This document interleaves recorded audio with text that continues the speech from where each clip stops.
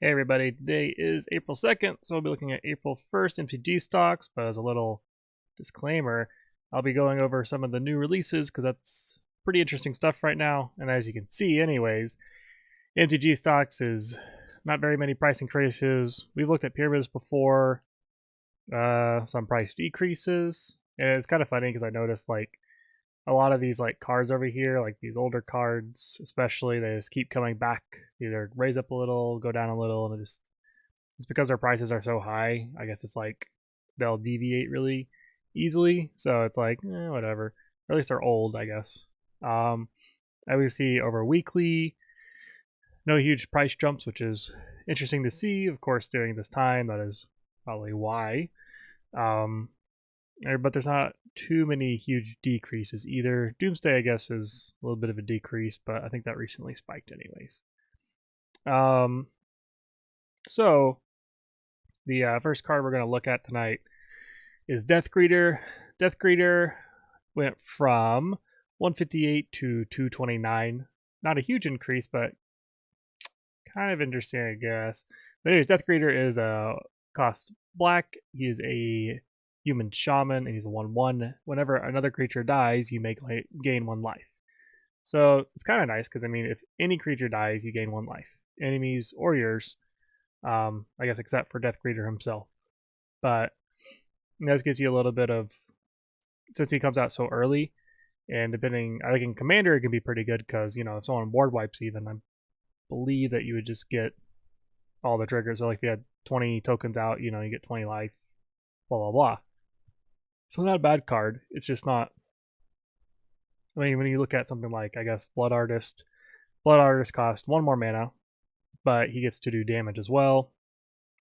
There's also stuff like Soulport Cutthroat, but it does 1 damage to everybody. I was kind of like looking around, seeing why Death Greeter rose up in price, but from what I could see, it was just kind of a false price increase in the sense of there's 218, maybe at one point like someone bought one for 218, but basically they're all 50 cents or less. The Grook versus Liliana version maybe $1 or so, but it hasn't really risen. So regardless, he's still a pretty decent card if you can afford a slot for him. Anyways, let's go to our second card from MTG stocks, which is Acorn Catapult. Acorn Catapult went from 257 to 350, so a slight price increase here. Acorn Catapult costs 4 mana. It's an artifact. You can pay 1, tap it, and deals 1 damage to any target. That permanent's controller or that player creates a 1/1 green squirrel creature token. So basically, you can either ping off your opponent's stuff if you really need to get rid of things and give them 1/1s, or you can ping your stuff so you can get 1/1s. I think either way is kind of versatile, which is nice. So if you're just trying to make a token deck, I think it's pretty easy to ping yourself or ping either yourself or your creatures for 1 damage and then make tokens for 1 mana. Not bad, especially like if you're trying to do Squirrel Tribal. That makes a lot of sense because there's not too many squirrels out there. But I mean, overall, it's semi-versatile, which I do like. I didn't really see like a huge reason for it to increase. I think it's just because it was last reprinted, or there's only 1 print, I guess, and is in Commander 2011. So I'm surprised it's not a little bit more expensive, but I guess there's just not enough squirrel demand out there, which is a shame. I do like squirrels, but what can you do? Interesting card. But now we're going to go ahead and go into the new stuff, the new releases for Ikoria and etc. The first card I want to point out here is Gavi Nest Warden. Gavi Nest Warden is one of the new commanders for Ikoria. And Gavi Nest Wonder costs 2 colorless and is Jeskai colors, so blue, red, white. As a legendary creature, human shaman, it's a 2/5. You may pay 0 rather than pay the cycling cost of your first card you cycle each turn. It's pretty nice, especially in this set. There are a lot of new cycling cards. That was one of the mechanics they wanted to bring back, and they kind of did something different. Like I know there is a couple of cards. I'll put one down there. Like when you cycle it, you actually get to do something with that cycling. I mean, old cycling cards had that as well, but usually it's like the new mechanic of you cycle it, then you can put a trample counter onto something. And the trample counter is basically kind of like a +1/+1 counter, but instead of, giving +1 toughness, +1 power, instead gives that creature trample. And they have it for flying and death touch and etc. So it's kind of neat that they've done that. But I like that Gabby does this because making your cycling cost 0, I feel like, it's only once, mind you, but still making cost 0 even just once can be really nice, especially if you're trying to get through your deck fairly quickly. And then whenever you draw your second card each turn, create a 2/2 red and white dinosaur cat creature token. So I kind of like this just because it's wanting you to cycle through your deck, putting stuff in your graveyard, and then you get tokens as a benefit. And you don't even have to cycle to get this a benefit as long as you have some sort of draw card. Because, like, I can't think of what the name is. Let's see. You can basically make this group hug if you want. You can do something like Howling Mine. Howling Mine would allow everybody to draw a card during their upkeep or draw step. I can't remember which one. But basically, because of that trigger, you're always getting Gabby's ability, even if you don't have a cycling card in your hand. The cycling is just an added benefit. So I don't know if she's going to be a great commander, but I do really like her. It seems like I'm glad they're kind of pushing cycling a little bit. Still don't know how great it's going to be, but I do like it. The next card here is this is a 3-year. It's kind of weird. Let's go ahead and just look at it. So this was a thing they did that is kind of weird. They basically made 3 different versions of the same card, maybe 4 if they have a full art version, I don't know. But basically you have your kind of original version, then you have like your special art version. They did something with this. There's I think a certain artist or a few different artists that kind of made this like really cool, very different art style. I'm not sure exactly how you get those or whatever, but it's pretty neat. And then you have the Godzillas.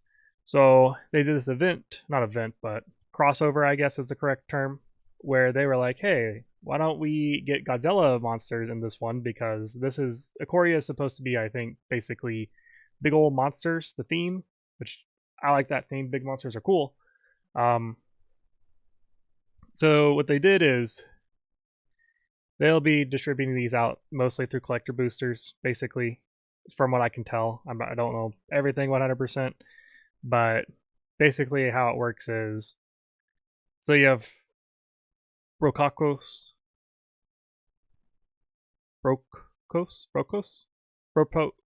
sure, Apex of Forever, and then you have Bio-Quartz Spacegodzilla. Now, you can't have 4 Brokos and you can't have 4 Bio-Quartz. What it is if you look underneath here, it's kind of hard to see, but it says Brokos Apex of Forever. So he does count as the same monster. It's just for this crossover, they want to give him an alternate art and their correct name and etc. So that's why they did it this way. So it's really neat that they were able to do this and they are branching out to do that. But anyways, aside from being super awesome to Godzilla, let's go and read what it actually does. I'm going to go with Godzilla's. Bio-Quartz Spacegodzilla, he costs 2 colorless. Wait. Oh no, I don't know my Godzilla enough. I don't know if it's he or she. Now I'm going to seem dumb. Whatever. I still like Godzilla. Bio-Quartz Spacegodzilla, 2 colorless, black, green, blue. Legendary creature, Nightmare Beast Elemental. This is a 6/6, and it has Mutate, which is a new ability, which we'll get into soon. Trample, and you may cast Brokos Apex of Forever. Notice that it says it here because it's easier to say it that way, I guess, for them. From your graveyard using its Mutate ability. So what Mutate does is, if we look over here, you have to pay some sort of cost, which in this case is 2 colorless, blue or black, green, green. If you cast a spell for its Mutate cost, put it over or under target non-human creature you own. They mutate into the creature on top, plus all abilities from under it. So basically what would happen is, so let's say you have Brokos and you want to, I don't have a great example of a creature right now. We'll just say Lorwyn Elves, because sure, that makes sense. So you have Lorwyn Elves. Sure. Basically what happens is that if you pay Brokos' mutate cost, you have the choice of putting Land of War Elves on top of Brokos or underneath Brokos. If you do that, if you put Land of War Elves on top, he will become a 1/1 trample, and the other ability doesn't really matter because it's only when it's in your graveyard. On the other hand, if you want, you can put Brokos on top of Land of War Elves, and Land of War Elves would, your Brokos would then have the trample.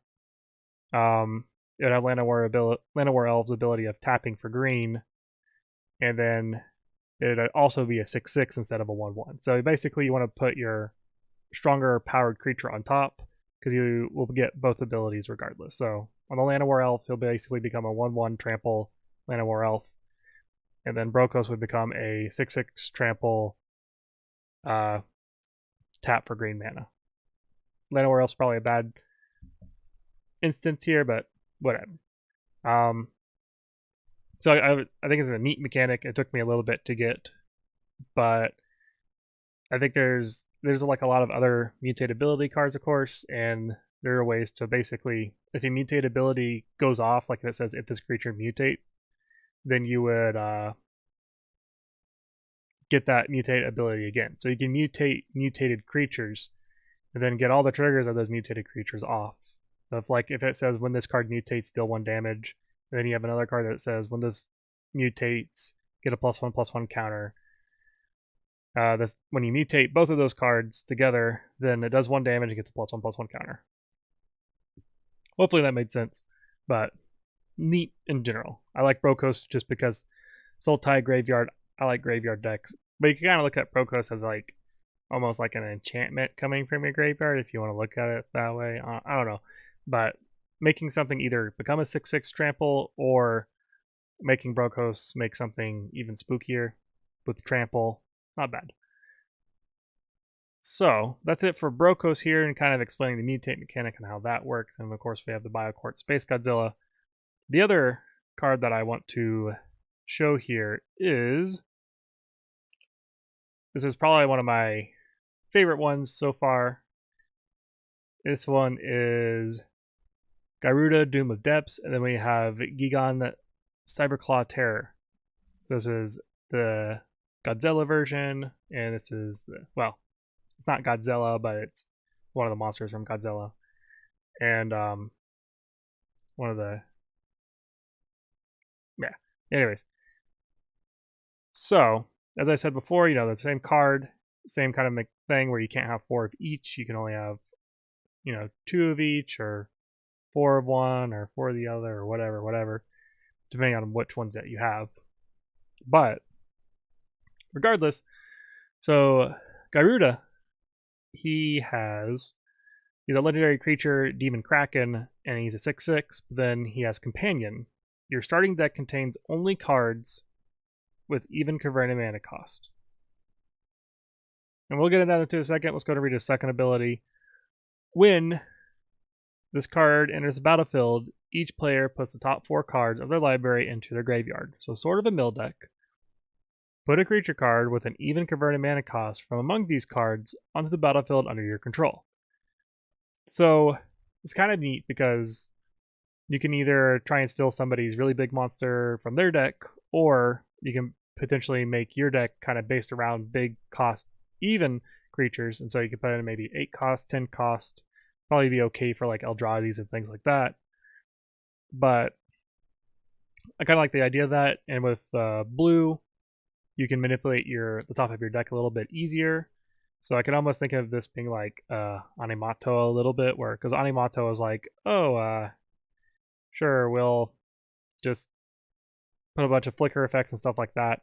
And blue also has flicker, so that's really good. I mean, I think it'd actually probably be a okay Animato deck. 1 in 99 card. Actually, we'll go ahead and go to the other part of that. Is so, basically put big creatures in, you can make your deck around that, etc. But the other cool thing about Garuda is your starting deck contains only cards with even converted mana cost. So this doesn't mean you have to do this when he's in your deck. This is a new thing that they have implemented. And if we read here, if this card is your chosen companion, so you can only have one companion per deck, you may cast it once from outside the game. And what I mean by you can only have one per deck, I should say that you can only have one companion in the ability sense. So you could have, I guess, 3 Garudas in your deck, and then you'd have to put in a, I guess in a tournament sense, like if you're playing standard or something, Garuda would have to be in your sideboard. You'd have 3 Garudas in your deck and then 1 in your sideboard. You could do something like that. But what happens is that if your deck is fully compromised of even converted mana cost creatures, then you can cast this card from your sideboard for we'll just say sideboard for now, and sideboard as long as you have the mana cost, which is really cool. So this is kind of like, it's not quite Commander for other formats, but it's just kind of like, if you want to, you could do that. And I really like that idea. Now that does spend a sideboard slot, so it's something you do have to think about if you're playing competitively or whatever, but that is an option. Now, if you're wondering for what happens for Commander, what you can do is, of course, you can have it as your Commander. Or, if you meet the stipulations of Companion, then what you can do is you can instead have, you can have your 99 cards and then your Commander, so that'd be the 100 cards, and then you can actually have Garuda off to the side. So you can technically sort of have 101 cards in your Commander deck if you do that. But I really like that idea. It's basically a one-time use Commander, in the sense of, if you can of course recast it or put it out from your graveyard or whatever, but basically you have a one-time use, you always have this card. It's basically a 0 mana tuner for this card, but of course, when we look at the actual companion stipulations, your starting deck contains only cards with even converted mana cost. That's probably a pretty huge thing, because budget-wise, there isn't a huge amount of 2 converted mana cost counter spells, for instance. I'm not a huge counter spell kind of guy, but like when we think of literally the counter spell card, it's 2 mana. But then budget reason wise, if we think of like something like Cancel, just what comes to mind, that's kind of, that's 3, and I feel like a lot of those more budget ones are going to be 3 mana cost. So these are the things you have to think about, like what are you missing if you want that companion stipulation. Now I think Garuda could be pretty interesting as just a commander itself, just because what you want to do is bring him out, put a huge amount of, a pretty decent amount, I should say, of big creatures, and luckily in black there's a lot of demons, and in blue there's a lot of Krakens and other things. So basically be like a demon Kraken, maybe not tribal, but demon and Krakens mostly. Oh, it's literally a demon Kraken. I guess that makes sense. But I guess you could do demon Kraken tribal. But I guess where it kind of like, and then once you bring it out, then you can flicker it. You can mill people. You could probably put like a lab man or lab man and Thassa's Oracle, and everything that does that nowadays, it seems. But yeah, I feel like I bring up lab man in every episode now. But yeah, I really, really like this card. I'm probably going to make a commander deck out of it. I don't know if I would make it super heavy mill for everybody, or if it'd just be, I want to have a lot of big creatures. I could probably do both, but we'll see. I think it'd be a fun card. And then let's go ahead and look at a couple of random cards, as always. So random card numero uno. All right, we have Cathari Remnant. Cathari Remnant is 2 colorless, blue, black. It's a 0/1 bird skeleton. As flying, you can regenerate it for 1 black. And then it also has Cascade. So Cascade, I don't know if we talked about this before, but Cascade is when you cast it, you exile top cards of your deck until you reveal a non-land card that costs less. So in this case, if you cast Cathari Remnant, you have to find a non-land card that costs 3 or less, not 4 or less, 3 or less.